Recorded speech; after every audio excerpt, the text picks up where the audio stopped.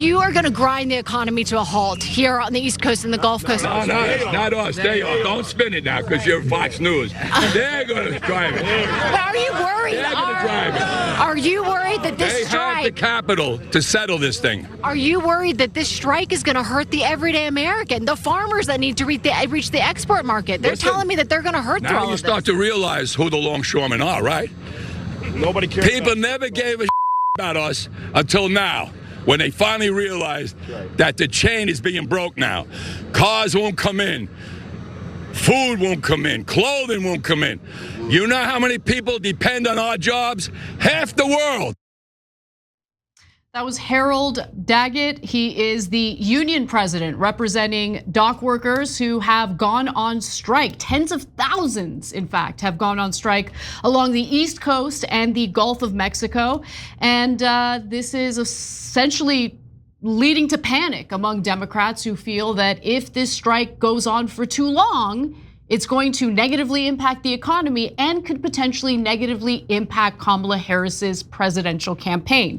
Now, we're gonna get to that in just a minute, but first some details about the strike, which is expected to cost at least hundreds of millions of dollars a day, and depending on how long it goes, could cost the economy billions of dollars. Now, the dispute is between the International Longshoremen's Association, or ILA, and the shippers/port operators. Now, the union represents 47,000 longshoremen, and the workers who have gone on strike do important work. They load and unload ships and maintain equipment, and essentially they're the lubricant that allows for our global trade to run smoothly, right? The imports and exports to run smoothly.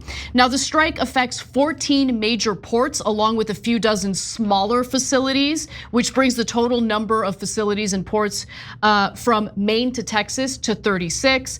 And I should note that the West Coast longshoremen are represented by a separate union. They are not going on strike in states like California, Oregon, and Washington. The ports there remain open. Now, Harold Daggett, the individual you heard from earlier, the union's president, has said the greed of international shipping lines would be to blame for his members going on strike. The union contends its members deserve a greater share of the hundreds of billions of dollars in profits operators have made in recent years, especially after they worked through the coronavirus pandemic. And it is true, industry profits are pretty huge. So according to CNN, they looked into this, and those profits topped $400 billion from 2020 to 2023, just 3 short years, which is believed to be more than the industry had previously made in total since containerization started in 1957, according to analyst John McCone. Now, also, Greg Miller, who's another reporter who's been tracking this, reported that over the past half decade, larger cap shipping stocks have outpaced the S&P 500 by between 2 and 10 times. Insider wealth from shipping ownership has surged by hundreds of millions of dollars, and the longshoremen would like a piece of that pie. The longshoremen's current contract, agreed to back in 2018, provides top wages of $39 an hour. Now, keep in mind, that's the top wage. Total pay varies, though, widely. A 2020 report on longshoremen in New Jersey and New York showed the median annual pay was around $160,000, which sounds good, right? It sounds like a decent salary, but some of the workers made less than $25,000, while others brought in more than $450,000. Another thing that they are, on the picket line for is they want some concessions from their employers in regard to automation. They want to prevent automation from taking place. And there's a whole political component to this with calls for Joe Biden to intervene and prevent the strike from continuing. Hey, don't scroll away. Come back.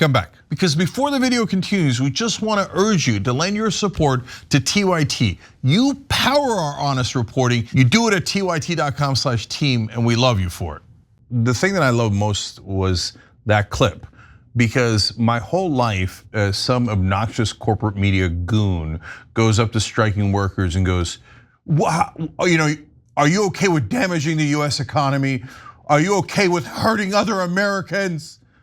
And the workers, because they haven't been trained up right, they weren't notified about corporate media, didn't understand that concept, et cetera. Their union leaders hadn't told them the right things, that they'll get in a defensive posture. If you talk to union leadership, they were in a massively defensive posture until about 2 years ago, right? For my whole life. And they'd be like, oh, we're so sorry, it's our fault, right?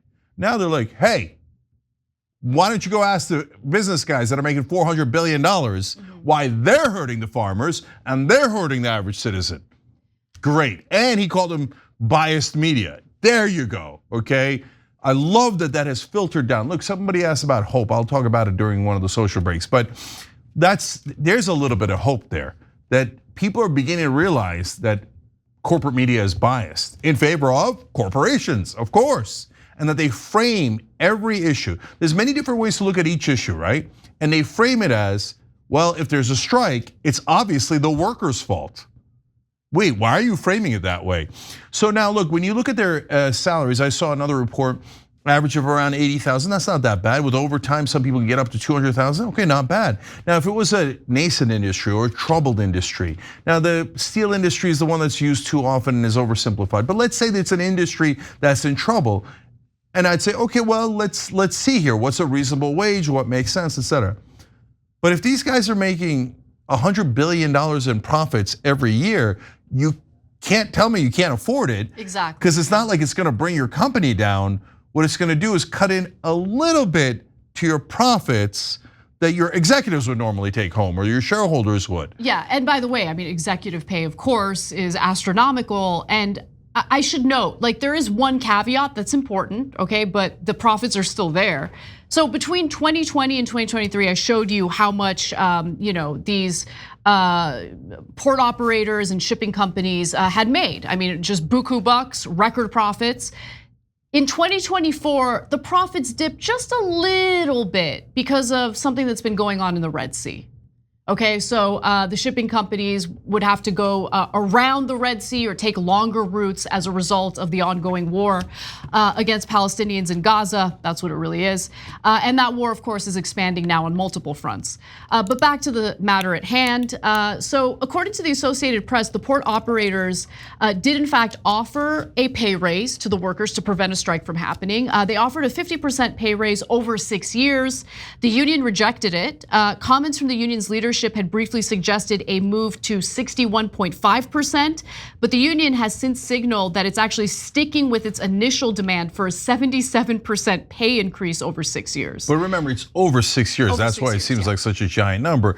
And maybe it's still a big number, but as to the point that brother made in the ambush by the corporate media reporter, he's like, well, now you just found out how important we are.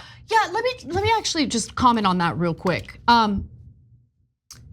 Worker strikes wouldn't work if they were convenient for everyone else. You get what I'm saying? Yeah, exactly. Look, both strikes and protests are supposed to be inconvenient. Yeah. And make you uncomfortable. And then like that's why when people are like, oh, those protests made me uncomfortable, I'm like, that's kind of the point. They're trying to wake you up, snap you out of your trance and go, hey, look here, this is a problem. Right, and so the strikes are doing that on a different scale, and look, care about the longshoremen is important, and it looks like they're in pretty good shape, but it could affect the election. We'll get to that in a sec. But overall, the main thing that I love is that the workers beginning to go, hey, wait, why do you get 100 billion, and then you object to me getting just a tiny or a decent size raise? Like, if you're not making any money, I get it, but if you're making all the money in the world, why don't you share it? That doesn't make any sense. Okay, so now let's get to the political angle because as you can imagine, the United States Chamber of Commerce is applying a lot of pressure on the Biden administration to intervene, just like Biden did with the rail workers who were planning on striking, and just like prevent them from doing it, prevent the strike from going on. But I'm actually shocked to say that in this case, Biden is showing his pro-union bona fides because he's refusing to do it. So without further ado, let's hear what he had to say in regard to a question about implementing or invoking Taft-Hartley. Taft-Hartley would impose an 80-day cooling off period for the workers so negotiations can continue without a strike. Here's what Biden has to say about the possibility of invoking that. intervene in the Dockworkers strike if they go on strike on Tuesday? No, Why not? because it's collective bargaining. I don't believe in Taft-Hartley.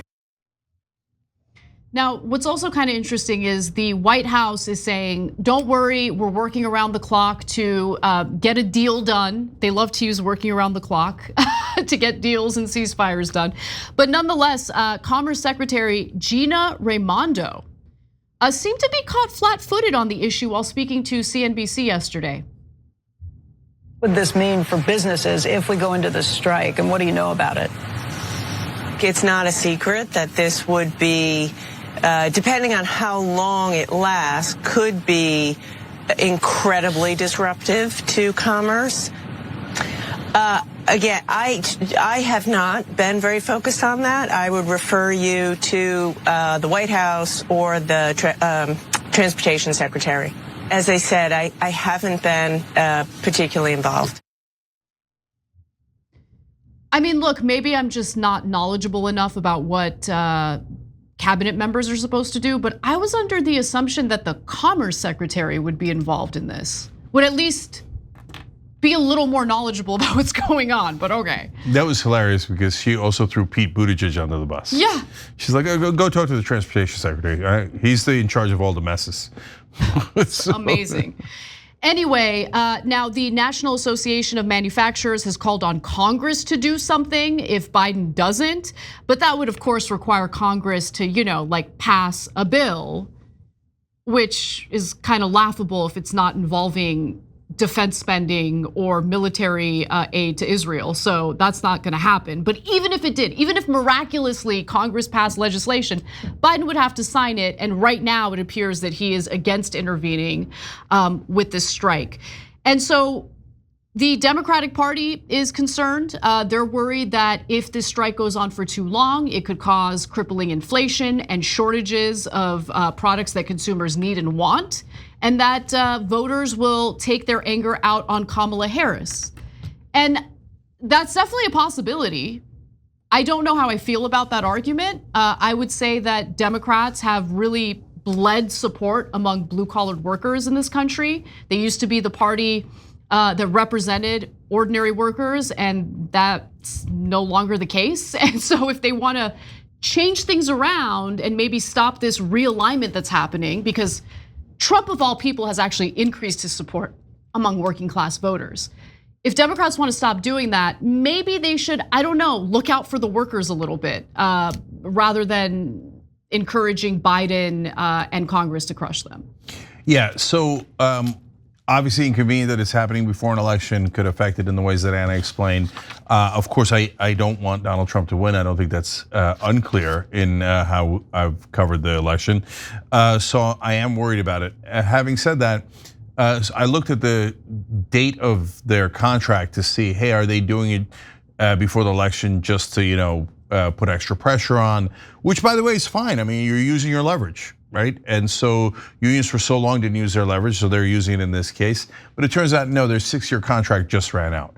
So that's why they're going on strike now. So if Kamala Harris wants to win the election, maybe she should put a lot of pressure on the employers, the companies making hundreds of billions of dollars to get this settled. So, but what I'm worried about is that the Democrats then start blaming workers and saying, how dare the workers interfere with Kamala Harris's career? Yeah, that's already happening. Yeah, and so, and that's by the way, not going to help you win the election. That's really bad strategy to go around blaming the average American worker. So don't do that. Don't fall into that trap. But they're Democrats, so cross your fingers. And by the way, even if Congress or Biden got involved and stopped the strike, the union president, Harold Daggett, stated that if they were forced back to work, his members would purposefully do less work, meaning they could still cripple the supply chain.